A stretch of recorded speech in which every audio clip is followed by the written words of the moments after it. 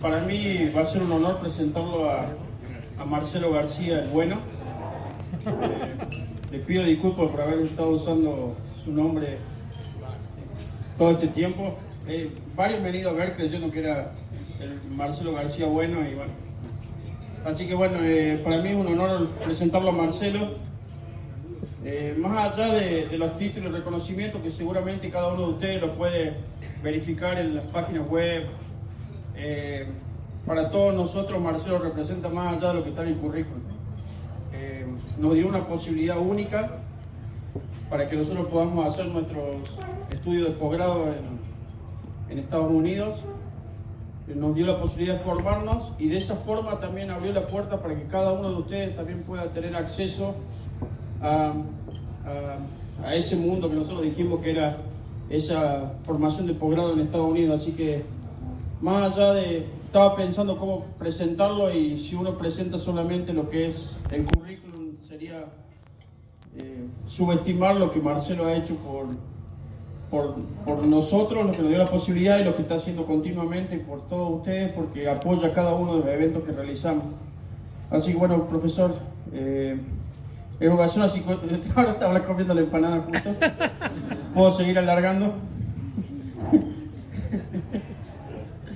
Pero bueno, ha formado muchísimos recursos humanos en Latinoamérica, no solo en Argentina, sino que tiene en Argentina, en Chile, en Perú, en Uruguay. La formación de recursos humanos en Latinoamérica él lo vio en su momento como una posibilidad para generar una escuela acá. Así que bueno, eso es lo que ha logrado. Así que bueno, para mí es un gusto presentar a Marcelo en esta exposición, el 6º simposio sobre métodos experimentales en hidráulica. Sigue comiendo.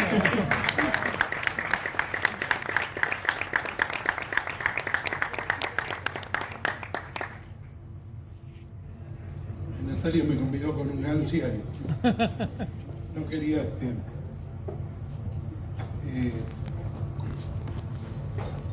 viene bien porque limpa un poco el sistema. Exacto.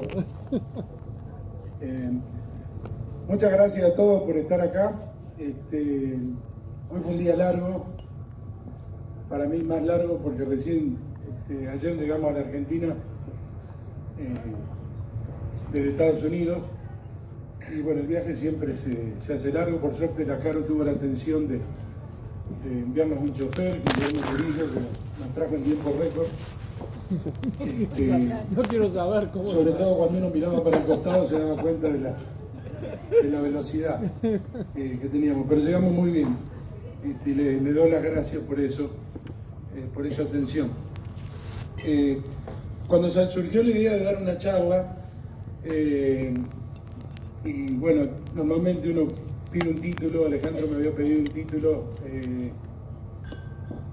uno piensa de qué puede hablar.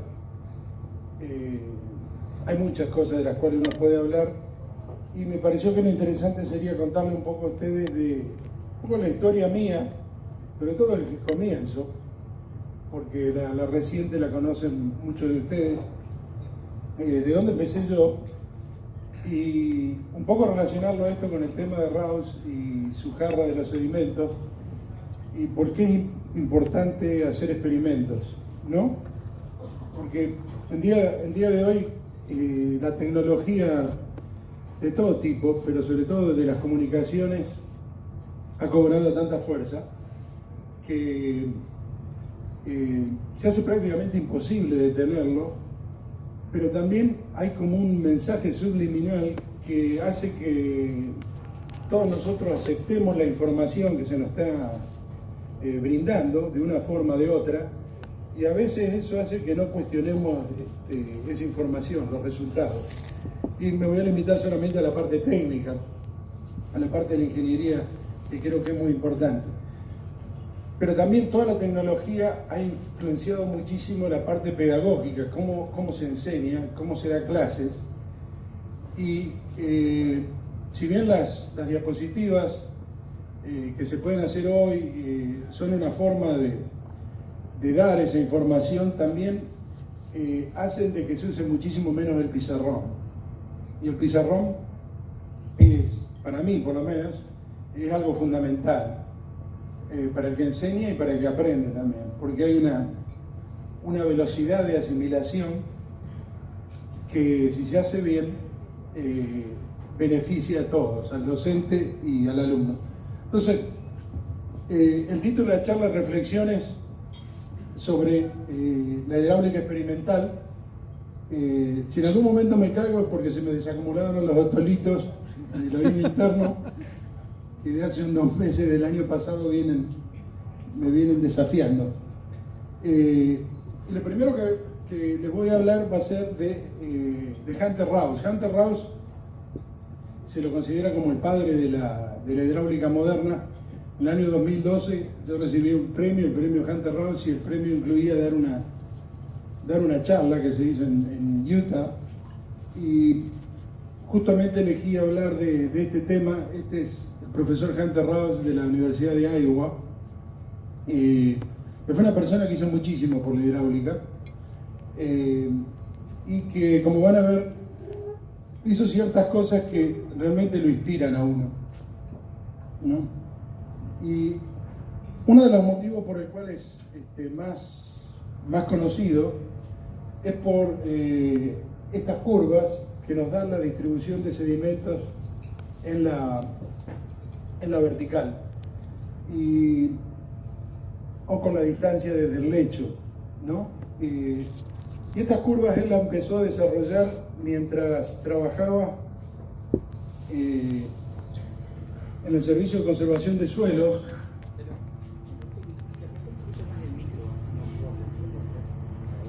¿El micro? Bueno, me parece como que suena muy fuerte cuando lo tengo cercano, pero bueno, déjame que lo suavice con un poquito de gas. Ahora sí. Bueno, Hunter Rouse trabajó en una época en el Instituto de Tecnología de California, no como profesor, pero fue un momento duro para él, porque después de haber estado en Alemania visitando laboratorios, y después él estudió en MIT, en Massachusetts, hizo su grado, y luego en Columbia trabajó bajo Bagmetev, y también tomó sus primeros trabajos y lo dejaron cesante un par de veces. Finalmente recaló en el Instituto de Tecnología de California, en Caltech, y ahí empezó a hacer estos experimentos que les voy a mostrar ahora. En ese momento Caltech estaba en un momento de oro, porque había llegado Theodor von Karman, y Theodor von Karman es prácticamente el padre de la mecánica de fluidos, junto con Prandtl. Fue alumno de Prandtl en Göttingen, en Alemania, padre de la mecánica de fluidos, sobre todo el tema de capa límite. Y en esa época estaba Arthur Ippen haciendo su posgrado, su doctorado. Arthur Ippen era de padres alemanes y había nacido en Londres. Fue a la Universidad de Iowa a hacer el doctorado, y Freud Nagler, que iba a ser su advisor, tuvo un ataque de apendicitis y falleció. Era el fundador del laboratorio de hidráulica de Iowa. Entonces ahí se trasladó a Caltech y empezó a trabajar con Robert Knapp. Y lo interesante de todo esto, la anécdota, es que en ese momento von Karman, que estaba con todo el tema de la ley logarítmica, la ley de la pared, le sugirió en conversaciones separadas tanto a Rouse como a Ippen la idea de que utilizasen la ley logarítmica para calcular los niveles de turbulencia cerca del lecho, que conducían a obtener una ley analítica para obtener esta distribución de sedimentos en la vertical.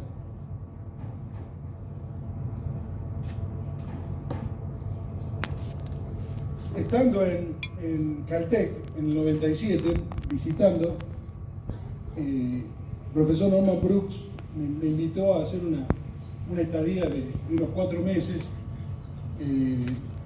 y nos fuimos desde Illinois hasta Pasadena, un viaje que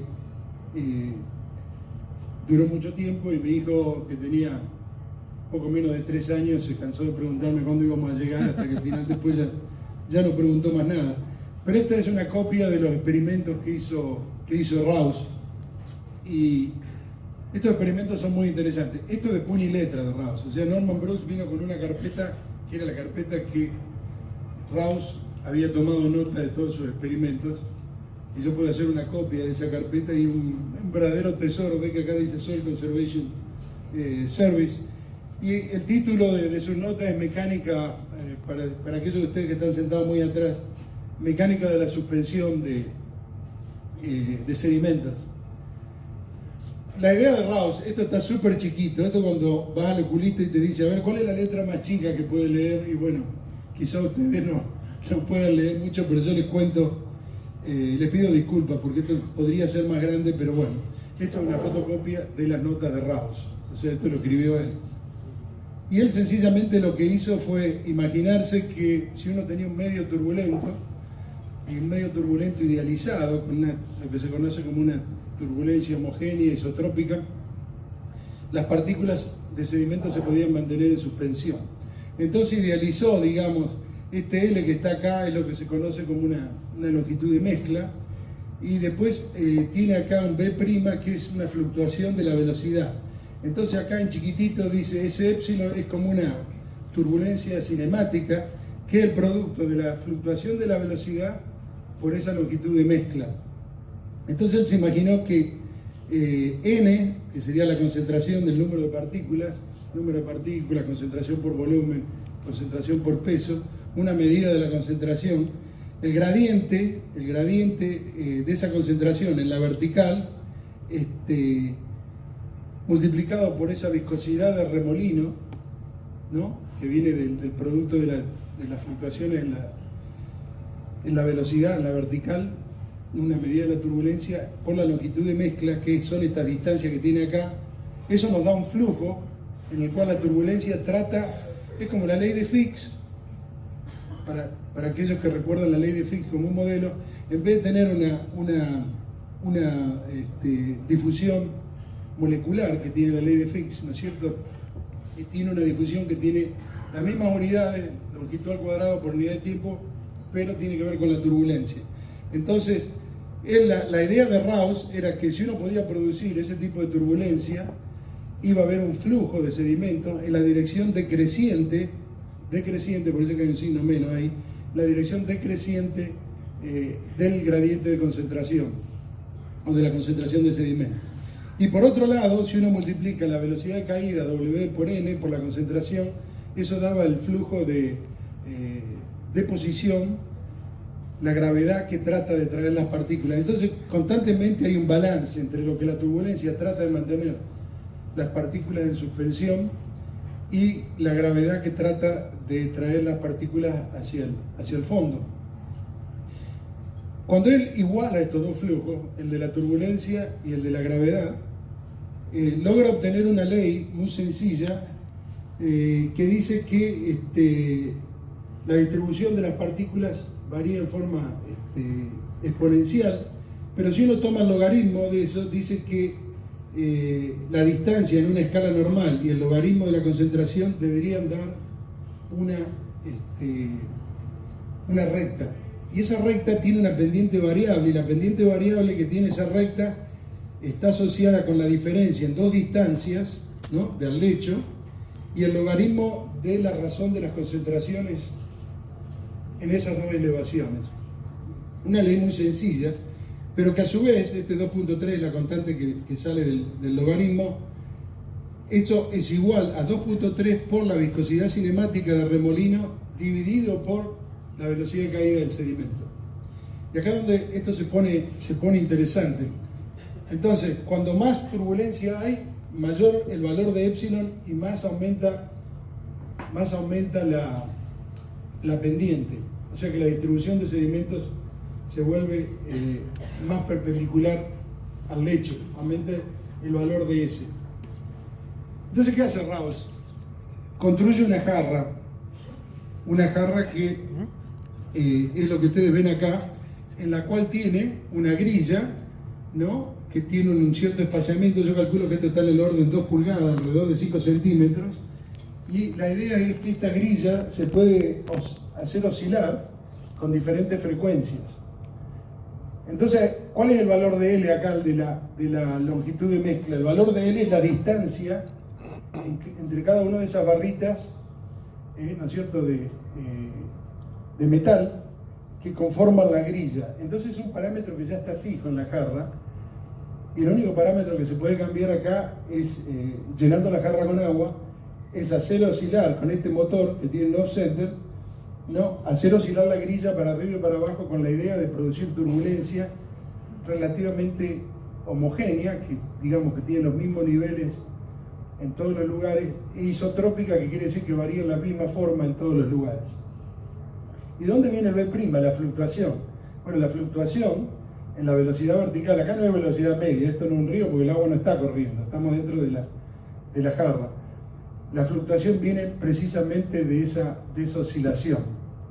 O sea que el L está fijo y la oscilación es lo que cambia, o la frecuencia de la oscilación.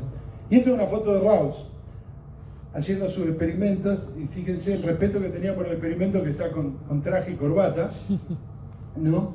Y acá pueden ver ustedes que ya hay sedimento, y cómo se ve esta nube difusa de sedimentos, y cómo uno puede ver simplemente visualmente que la concentración de sedimento se vuelve mayor, el valor de N o el valor de C, a medida que nos acercamos al lecho. Y acá ven que tiene como una pipeta que va adentro, y acá tiene como una bombita, y lo que está haciendo con esa pipeta, está sacando muestras de sedimento a distintas elevaciones del fondo, ¿no? Obviamente para analizarla y ver cuál es la concentración en ese lugar.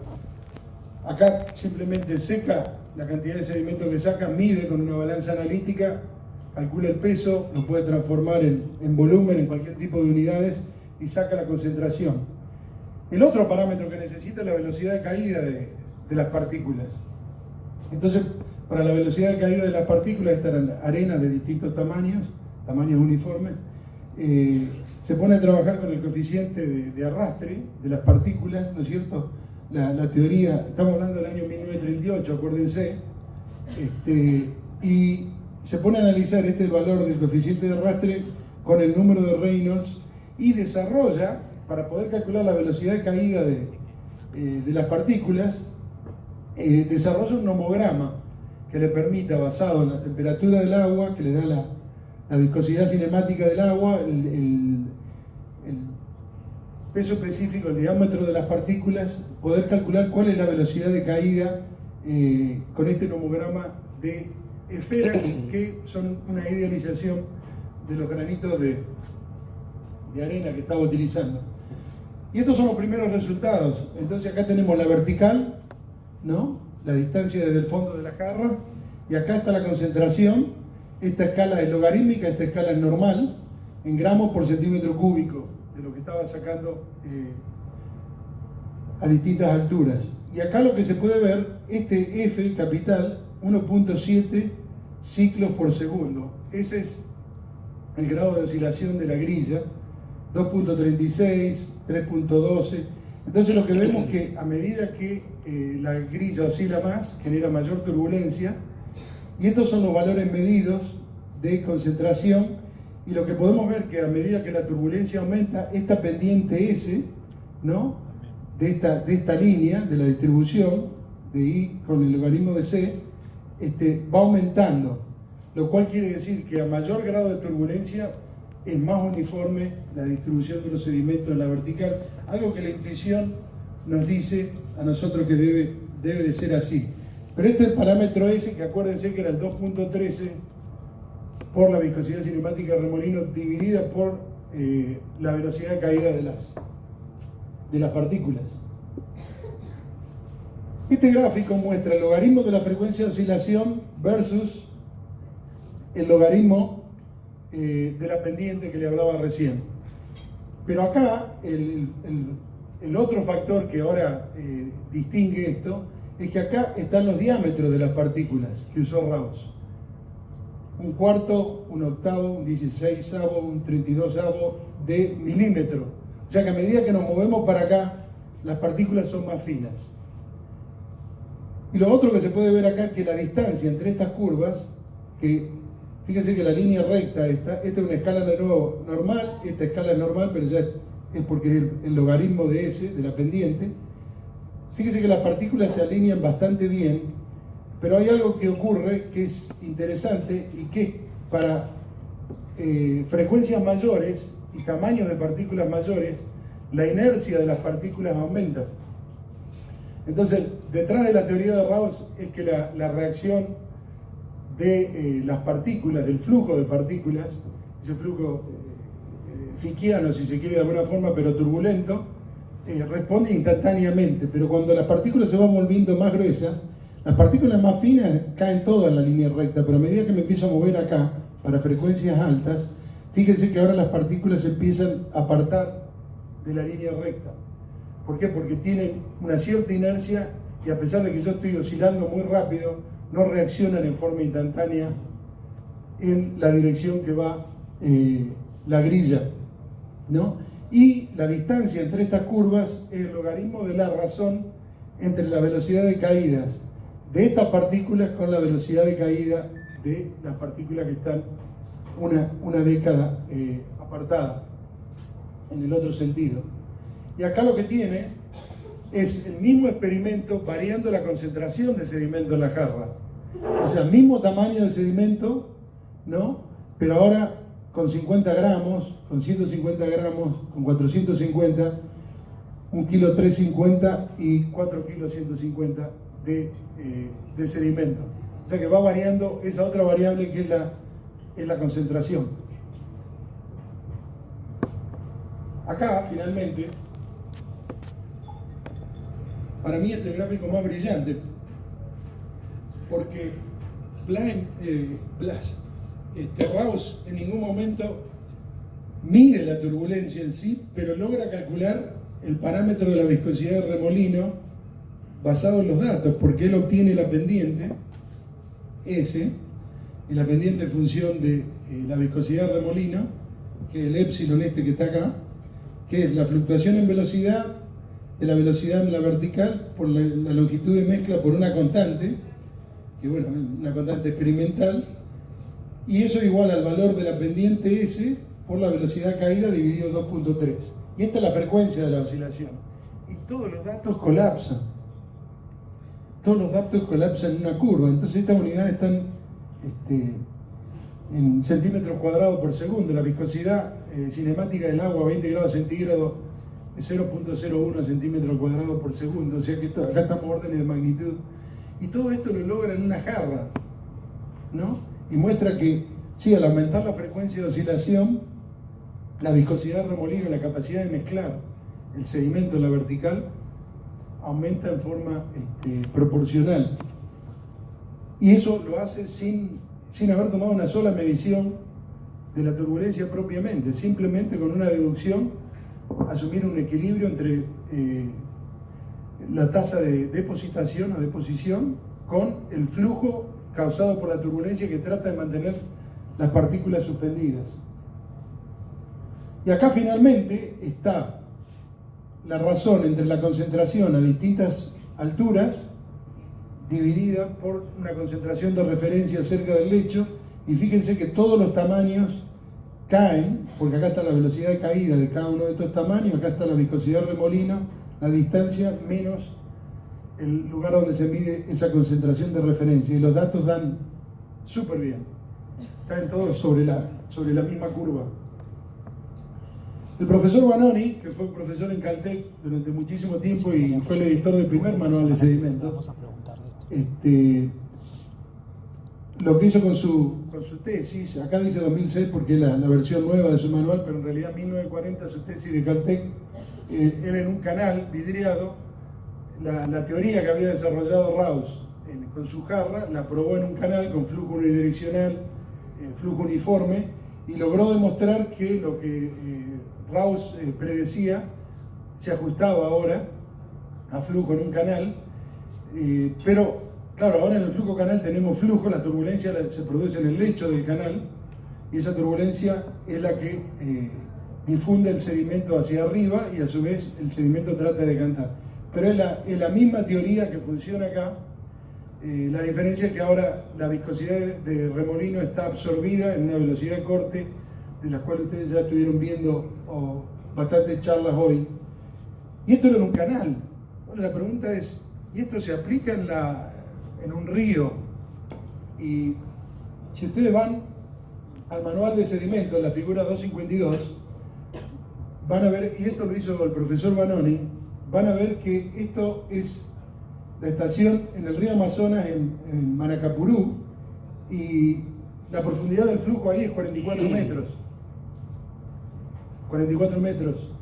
Y acá tenemos alturas, H es la profundidad total, C es distintas elevaciones, y acá tenemos el logaritmo de las concentraciones, y fíjense que acá tenemos, la ley de Raoult se cumple.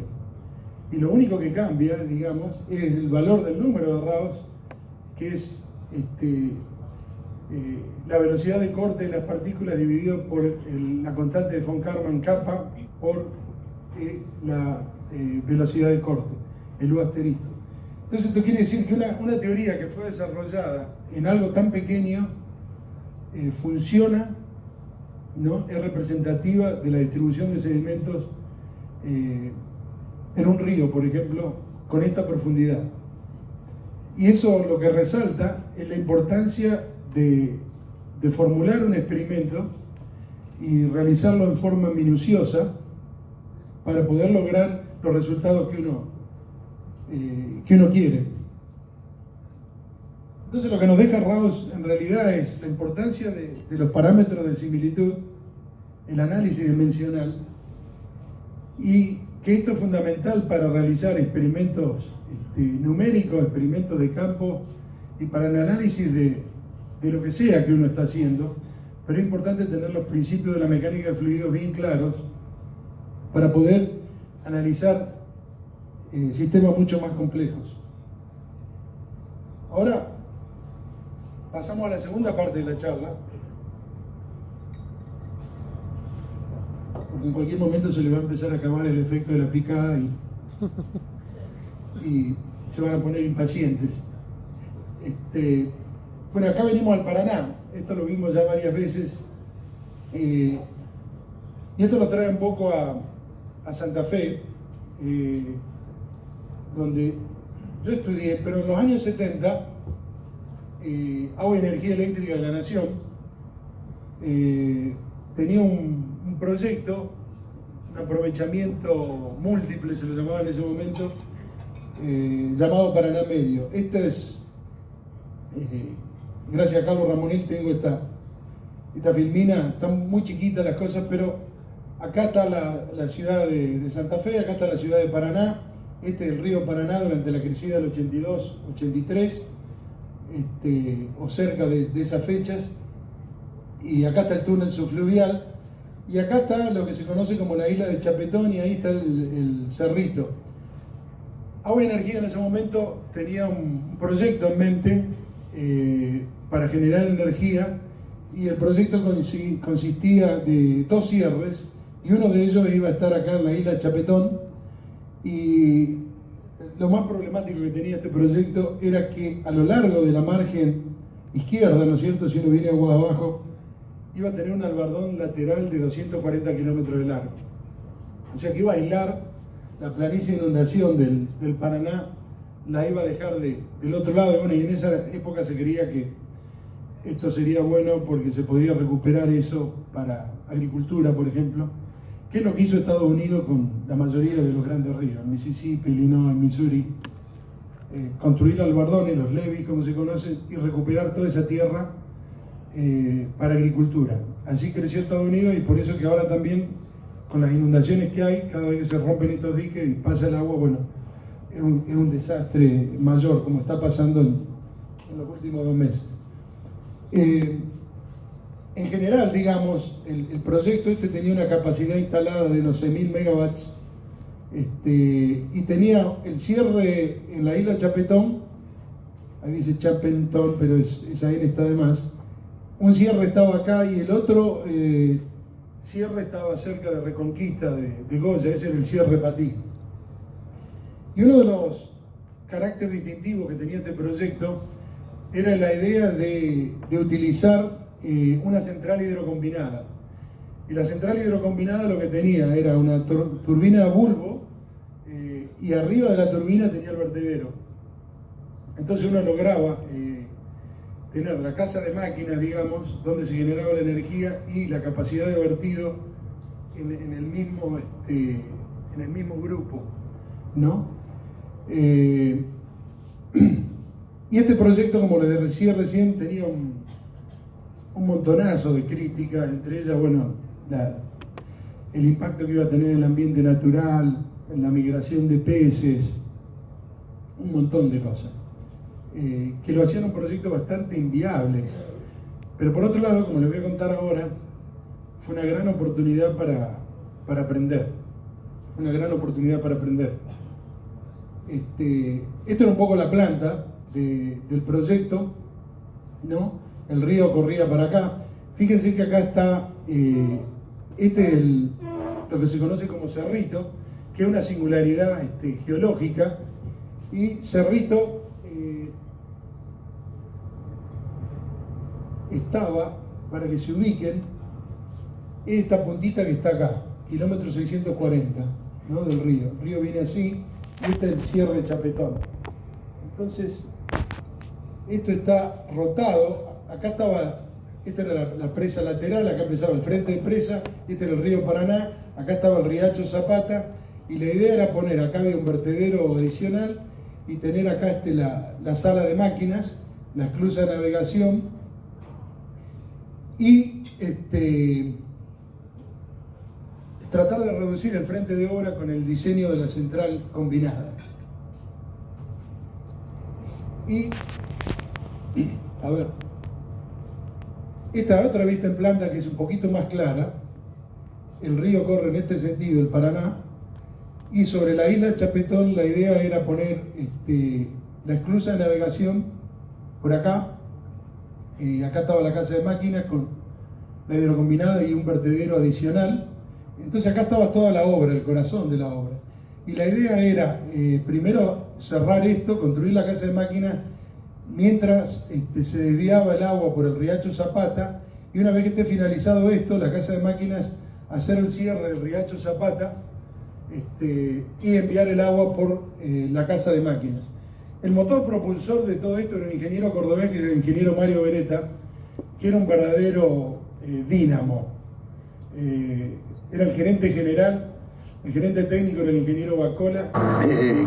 Gracias a Carlos Ramonil tengo esta filmina, están muy chiquitas las cosas, pero acá está la ciudad de Santa Fe, acá está la ciudad de Paraná, este es el río Paraná durante la crecida del 82, 83, o cerca de esas fechas, y acá está el túnel subfluvial, y acá está lo que se conoce como la isla de Chapetón, y ahí está el Cerrito.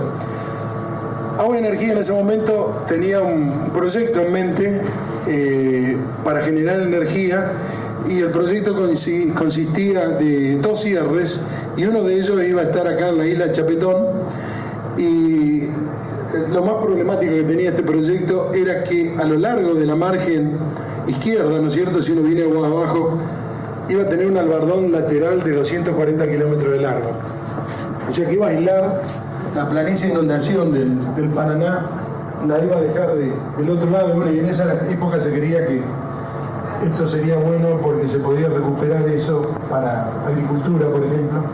¿Qué es lo que hizo Estados Unidos con la mayoría de los grandes ríos? Mississippi, Illinois, Missouri. Construir albardones, los levees, como se conocen, y recuperar toda esa tierra para agricultura.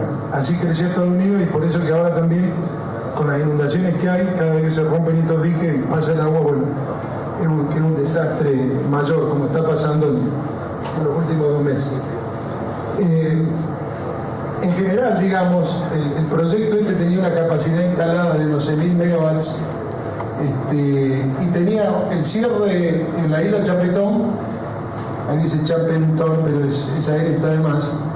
Un cierre estaba acá y el otro cierre estaba cerca de Reconquista, de Goya, ese era el cierre Patí. Y uno de los caracteres distintivos que tenía este proyecto era la idea de utilizar una central hidrocombinada. Y la central hidrocombinada lo que tenía era una turbina bulbo, y arriba de la turbina tenía el vertedero.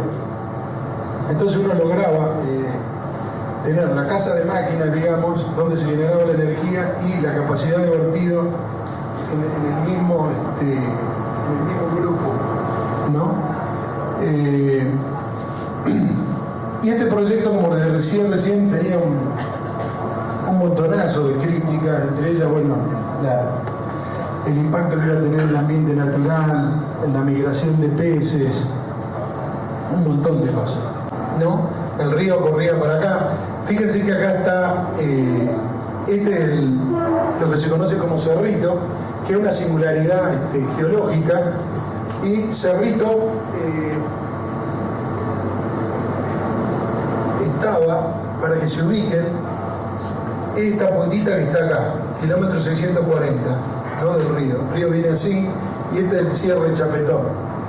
Entonces, esto está rotado. Acá estaba, esta era la presa lateral, acá empezaba el frente de presa, este era el río Paraná, acá estaba el riacho Zapata, y la idea era poner, acá había un vertedero adicional, y tener acá la sala de máquinas, la esclusa de navegación, y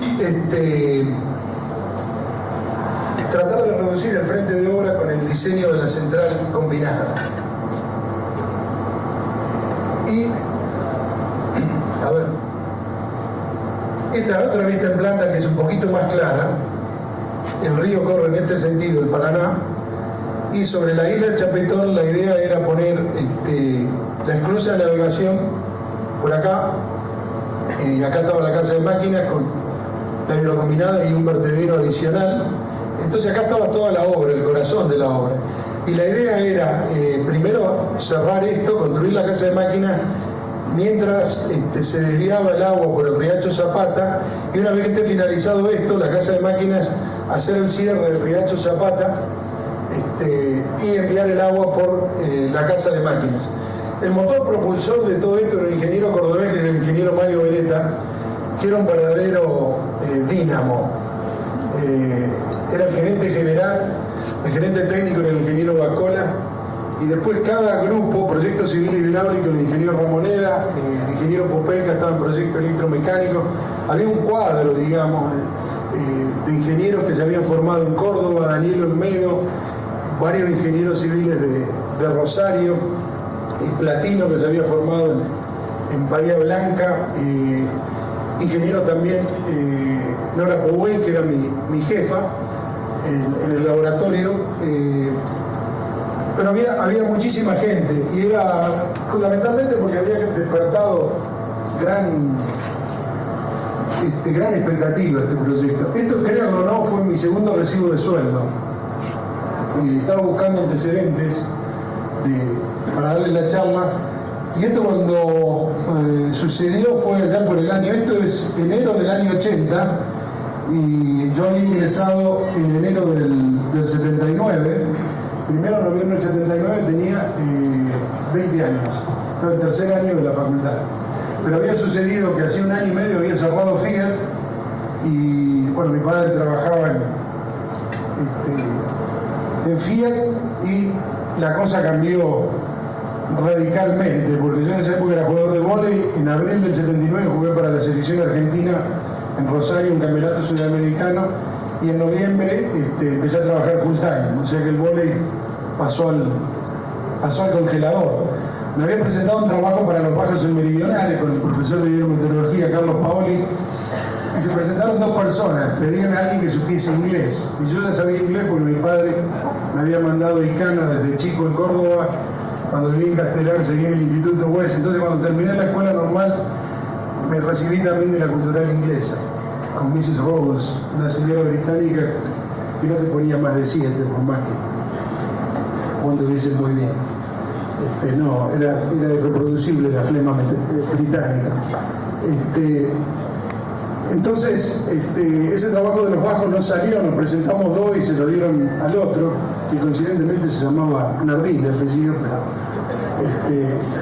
y bueno, yo estaba a una distancia relativamente pequeña de la lona, como se dice en ese momento, el punto ánimo. Hasta que un día vino uno de mis profesores de matemática, que era ayudante de cátedra en ese momento, y dice: Marcelo, van a tomar examen en agua y energía, ¿por no te presentás? Dibujo técnico y matemáticas. Dibujo técnico había aprendido en la escuela técnica, me crié tecnígrafo en mi casa, y me pidieron que resuelva una matriz de 3x3, lo cual todavía me acuerdo lo que me pidieron. O sea que entré a Buena Energía y fue fabuloso. Fíjense que el sueldo de esa época era 100.000 de algo, o sea que hoy andaría 10 puntos.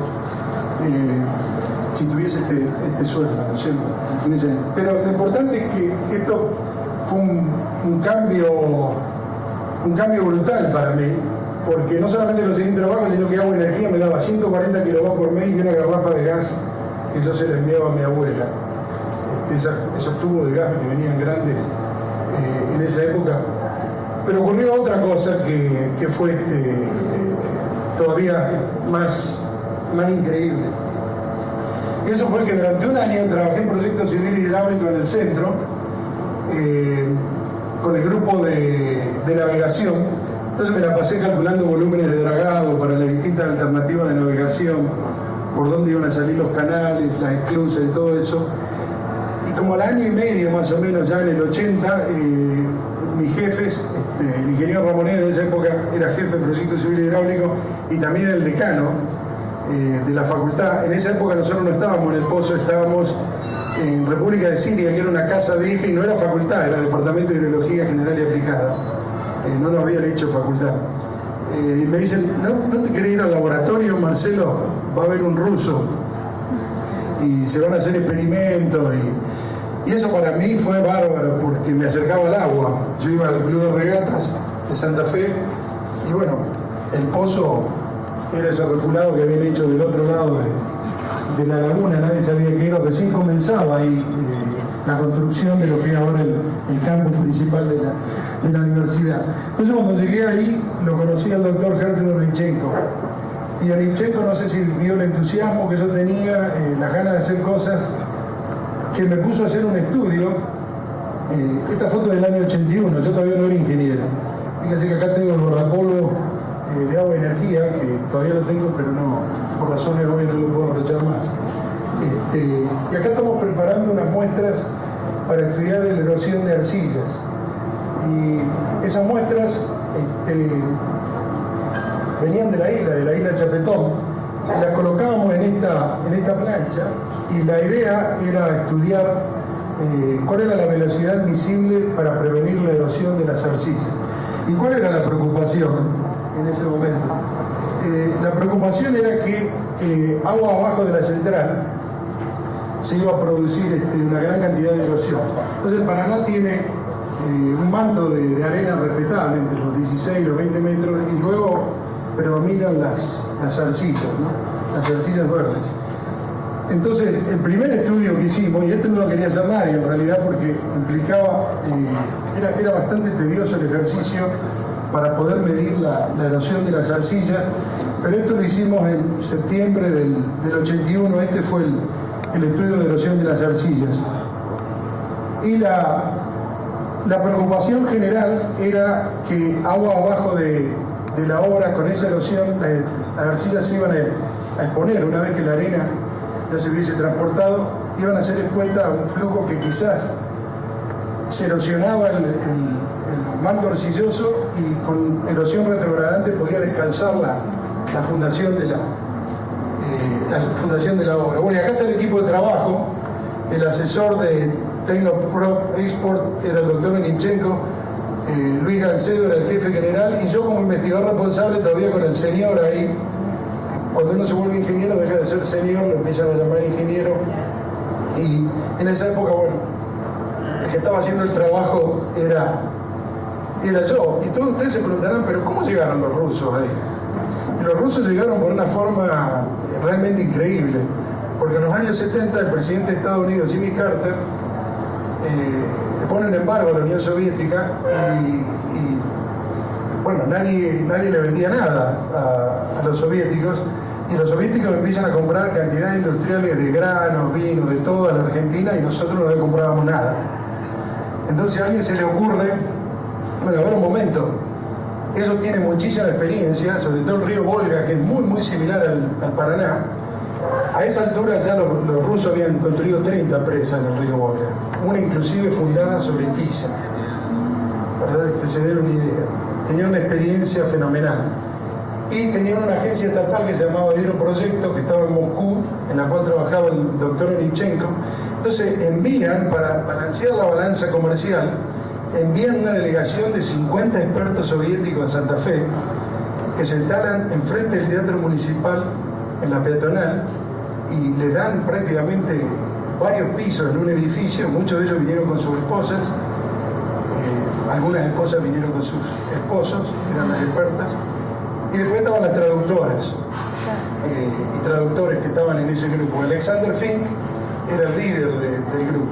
Ellos tenían muchísima experiencia, entonces vinieron especialistas de presa de tierra, geotécnica, hidráulica, el doctor Onichenko era el especialista en hidráulica, escala de peces, un montón de gente, y se quedaron en Santa Fe 2 años, ¿no? Ayudándonos con el diseño del proyecto Paraná Medio. Entonces, cuando voy al laboratorio y empiezo a trabajar con el doctor Onichenko, lo primero que empezamos a ver es el tema de la erosión. Y estas son algunas de las fórmulas que estábamos utilizando. Lo que les quiero mostrar es lo siguiente. Acá estaba el eje de la presa. Este era el Riacho Zapata, el Paraná pasa por este lado. Y acá en el eje de presa, fíjense que acá dice PPP, esas eran perforaciones. Se hacían perforaciones bastante profundas, 20, 30, 40 metros, se sacaban muestras, y esas muestras las cubríamos con parafina en el campo y las traíamos al laboratorio para después hacer los ensayos de erosión, ¿no? Y estos son los estratos de los lugares donde se sacaban estas muestras. Había muestras más superficiales y después había muestras mucho más profundas de las distintas perforaciones, ¿no? Y el número de ensayos en las cuales las muestras iban a ser estudiadas. Este es un canal que ya no existe más, era el canalón que teníamos en ese momento, que era un canal relativamente corto y como pueden ver, no se podía decir que se lograba un flujo exclusivamente uniforme. Este era un caudal bastante alto. Este es el laboratorio de la facultad, cuando recién empezábamos. La facultad en sí todavía no se había construido, estaba en construcción. O sea que acá no había nada cuando empezamos, estaba el laboratorio y la gran nave. Y todo esto sucedió gracias a un acuerdo que el ingeniero Beretta logró con la Universidad del Litoral. Esto se podría haber hecho en el puerto. En el puerto había suficiente lugares, espacio. Ahí estaba el ingeniero Acuña, que estaba encargado de toda la parte de riego y drenaje, ¿no? Que los soviéticos también tenían mucha experiencia porque los modelos de agua subterránea de filtración de la presa lateral hacían modelos analógicos, modelos eléctricos. Y una compañera mía, Alda Scaglioni, realizó una experiencia muy buena, una compañera de la facultad. Nosotros usábamos este canal, traíamos las muestras, las poníamos acá y después hacíamos los ensayos. Pero la cosa no era tan simple. Acá tenemos ya un flujo uniforme, ¿no? Con el control de la compuerta. Acá tenemos un vertedor triangular para estimar. El tema es que no teníamos mucho instrumental, no había equipo. Teníamos micromolinete que nos había prestado la Universidad Nacional de Rosario, y teníamos un electromagnético, un Marshall Birney, pero fíjense que esto tenía casi un diámetro de 5 centímetros y nosotros teníamos tirante de 10, 15 centímetros para medir la velocidad en el canal. Pero bueno, era lo que teníamos. Y después teníamos este tornillo micrométrico a centímetros, dice ahí en el reporte, y la idea era esto, ponerle una guía y medir cuánta erosión teníamos en las muestras después de un ensayo. Y estas eran las muestras. Entonces las poníamos dentro de este plexiglas, ¿no? Las montábamos ahí, y este es el pozo, la profundidad de la muestra, 43 metros de profundidad, 44, 40, del pozo 23, y esto es antes de la sumergencia. Y acá la sumergencia se volvió un parámetro súper importante, porque poníamos la muestra durante la noche para prepararla para el día siguiente, las dejábamos sumergidas, porque claro, como la habíamos cubierto con parafina y había 1000 críticas, que uno saca la muestra, que se descomprimen, la muestra ya no es la misma, pero bueno, eso era lo mejor que se podía hacer. Y claro, después que estaban en sumergencia, había algunas muestras que mostraban un cierto grado de desagregación, por decirlo de alguna forma, y ese grado de desagregación se podía ver en esta muestra, como lo ven, las mismas muestras, el día antes de hacer el ensayo. Y eso empezó a despertarnos un número de preguntas. Cuando nos pasamos con la velocidad a la cual exponíamos, o sea, el flujo acá estaba viniendo en esta dirección o en esta dirección, y simplemente le poníamos corte a la muestra y veíamos cómo se lesionaba. Acá nos fuimos a 1,70 m por segundo, y fíjense que algunas de las muestras desaparecieron directamente, o sea que estamos muy por encima de lo que las muestras podían tolerar. Acá está la perforación 23 antes y después del ensayo, y esta es la erosión. Entonces acá yo venía y ponía una guía de metal y con el tornillo micrométrico hacía un relevamiento. Se imagina que esto llevaba un tiempo infernal, pero como yo tenía 21 años ahí, ese era, uno tiene entusiasmo. El entusiasmo es lo más importante que hay. La mayor virtud que puede tener el experimentalista es el entusiasmo. Y el entusiasmo no se puede fingir, que es una gran cosa, porque uno se da cuenta enseguida cuando alguien no está entusiasmado con algo, con un proyecto. Pero fíjense que había erosión, pero lo que surgía con la velocidad es que el grado de dispersión de los valores de erosión con respecto a las velocidades cambiaba muchísimo dependiendo de la profundidad de la muestra, de qué lentejón habíamos encontrado de la arcilla, de la profundidad. Entonces había algo acá que no estábamos capturando inmediatamente. Acá es erosión media acumulada en función de la profundidad de la muestra para cada pozo. Bueno, y ven que la erosión va aumentando, ¿no? Con el tiempo. Y acá teníamos también a distintas profundidades y veíamos que para distintos grados de sumergencia los resultados que nos estaban dando eran muy diferentes, ¿no? Y eso nos preocupaba. Y nos preocupaba porque lo que encontramos es que algunas de estas arcillas eran lo que se conoce como arcillas dispersivas.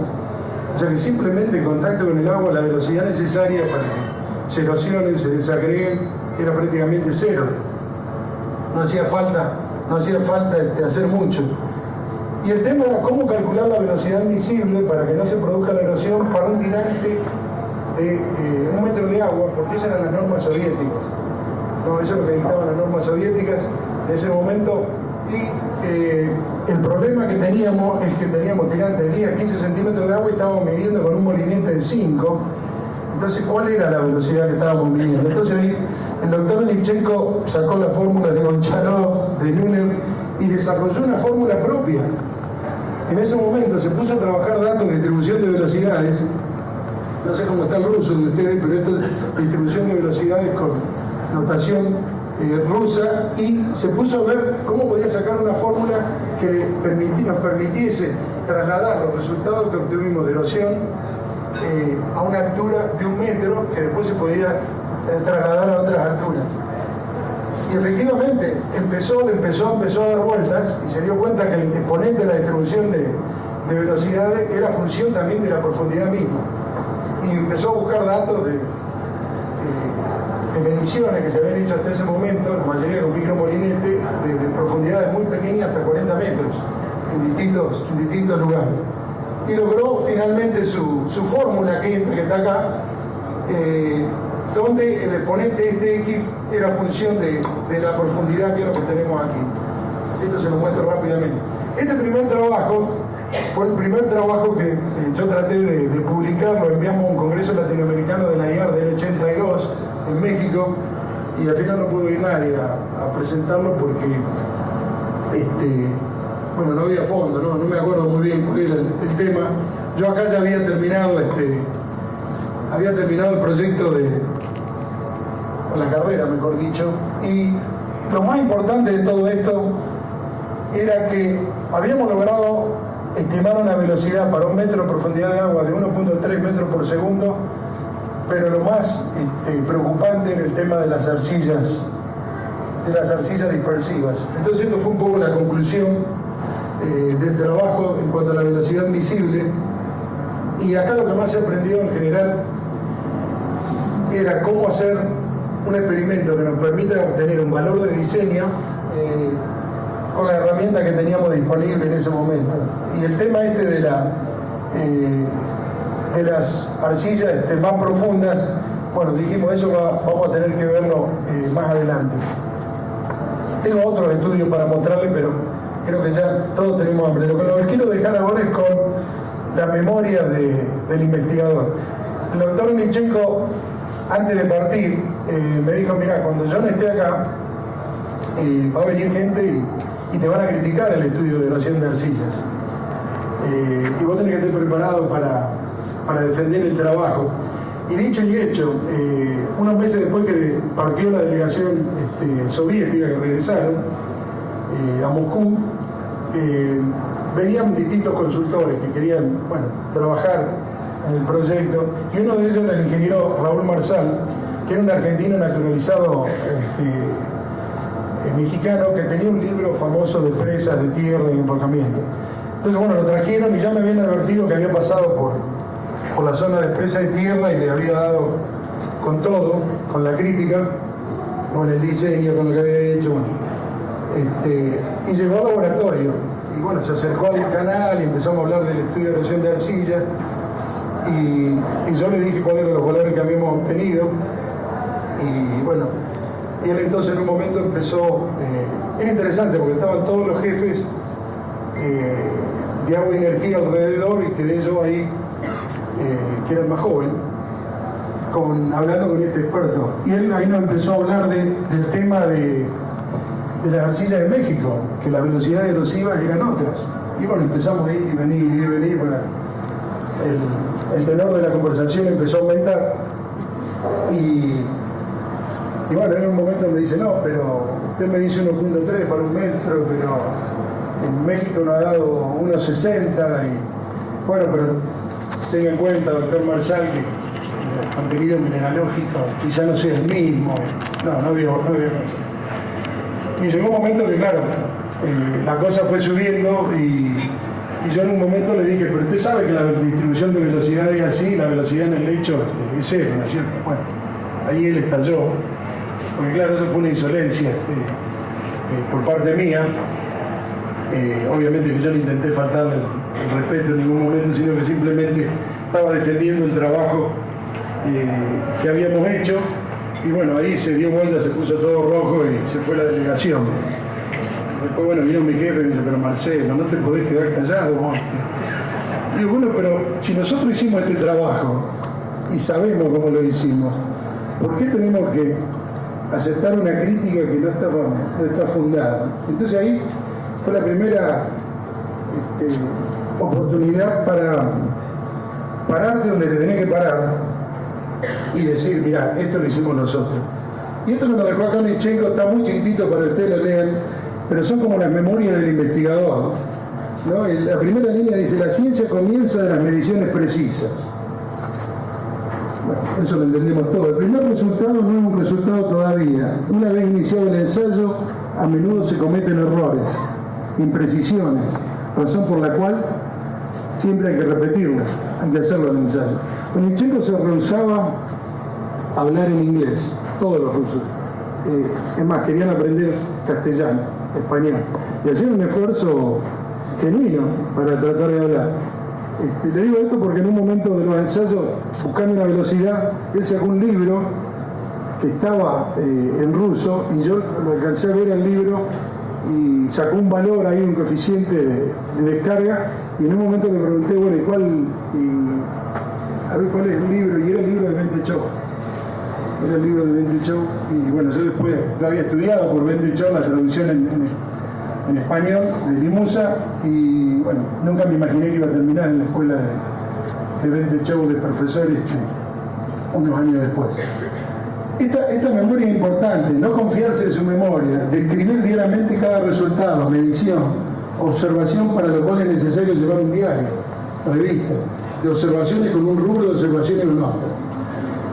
Esta es muy importante. Una vez logrado un determinado nivel de precisión de mediciones, al principio de un ciclo o durante los ensayos, no dejarlo bajar en calidad, la calidad del experimento.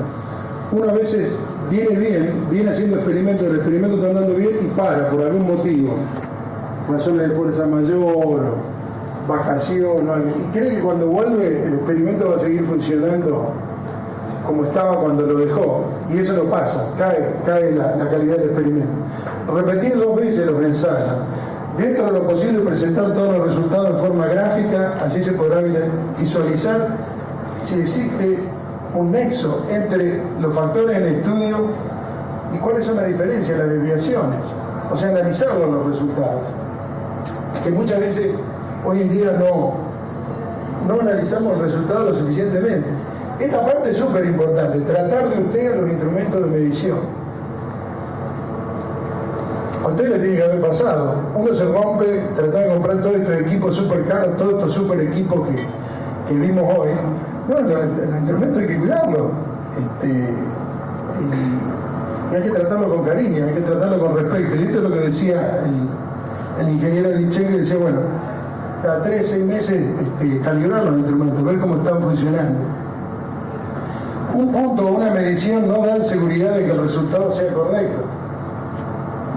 Y con eso me imagino que estamos todos de acuerdo. A menudo el planteamiento del objetivo resulta angosto. El costo de él era limitado, resulta limitado. Entonces es importante proporcionar una relación cualitativa y una relación cuantitativa. En cada primer informe referido determinar el necesario, describir detalladamente el modelo, los métodos que se utilizaron y el procesado. Y estas son las conclusiones, los resultados que hay que tener en el informe y poder realmente mantenerse detrás de esos resultados.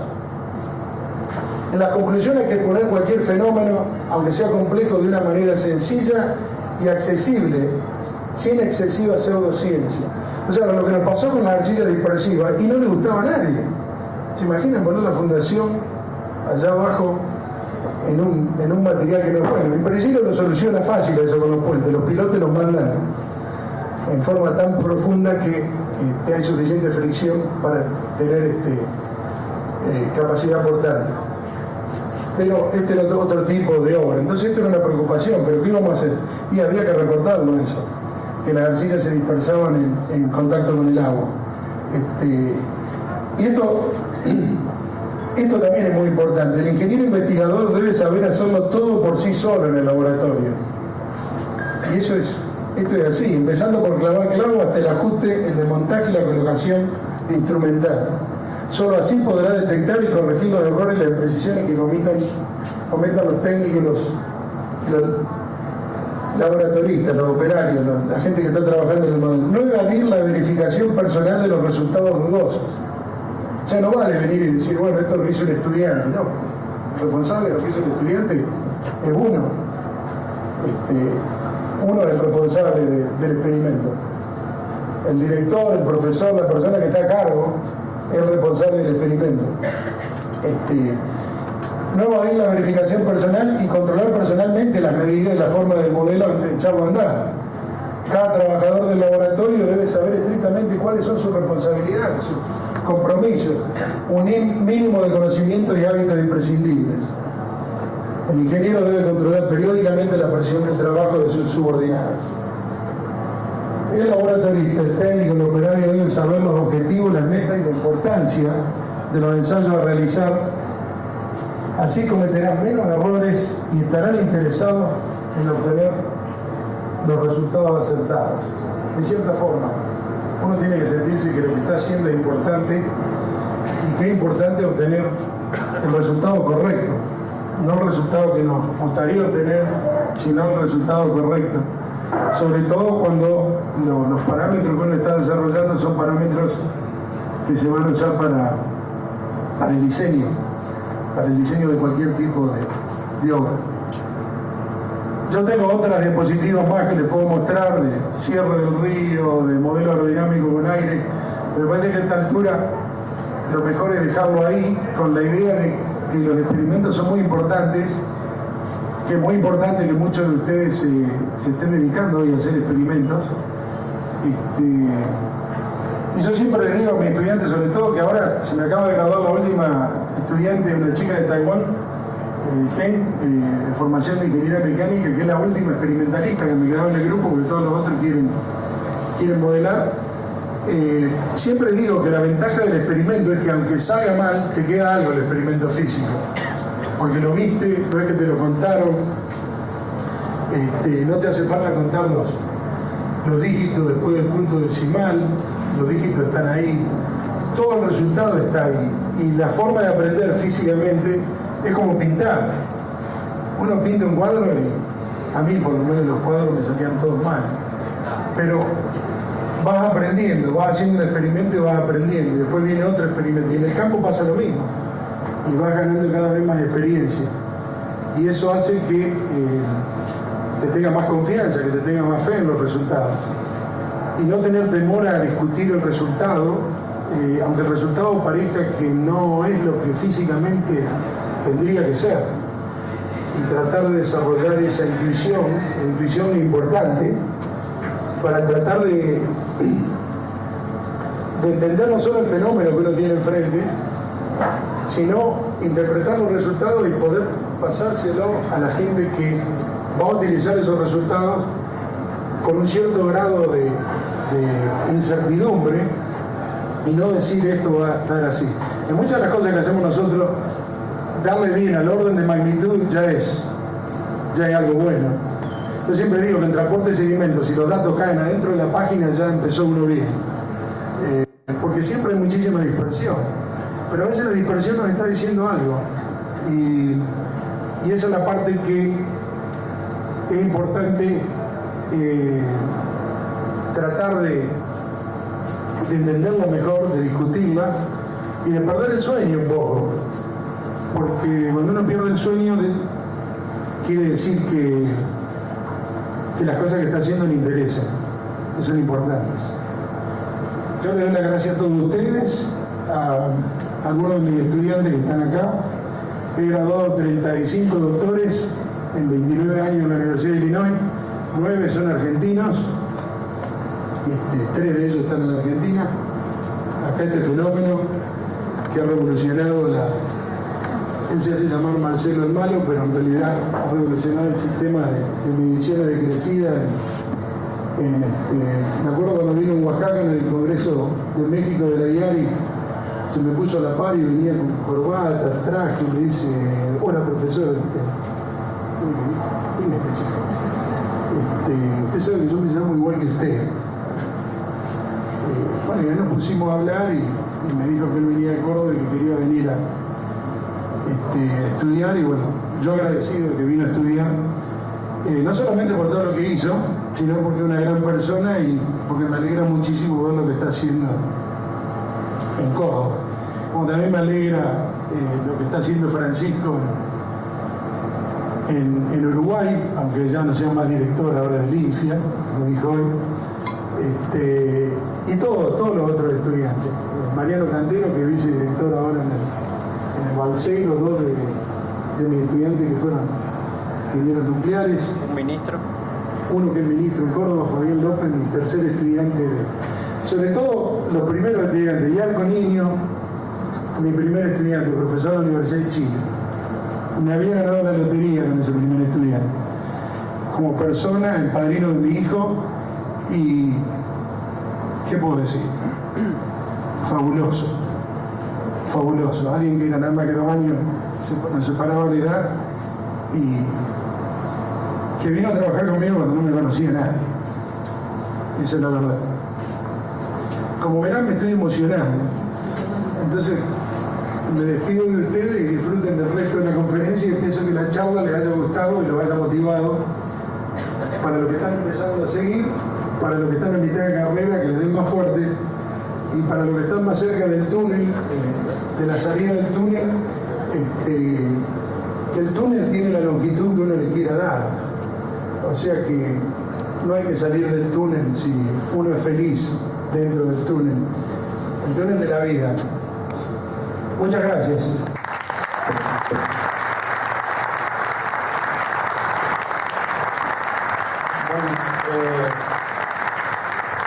El comité organizador y la Secretaría Permanente de los simposios sobre el método experimental en hidráulica quiere presentar un reconocimiento a Marcelo, al profesor Marcelo García, por su trayectoria en el área de métodos experimentales y la formación de recursos humanos en Latinoamérica. Muchas gracias, Marcelo. Muchas gracias.